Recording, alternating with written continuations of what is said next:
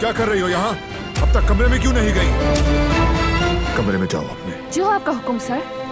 तुमने मुझे पागल कर दिया है। हर बार मेरा दिल तोड़ देते हो तुम।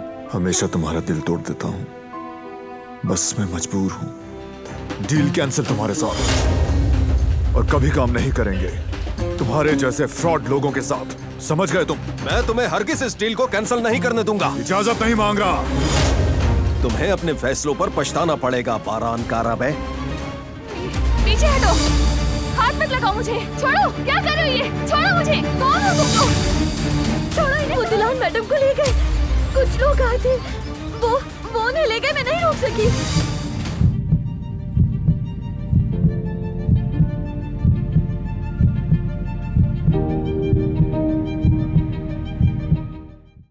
वो कहानियाँ अधूरी जो न हो सकेगी पूरी, उन्हें मैं भी क्यों सुनाऊं, उन्हें तुम भी क्यों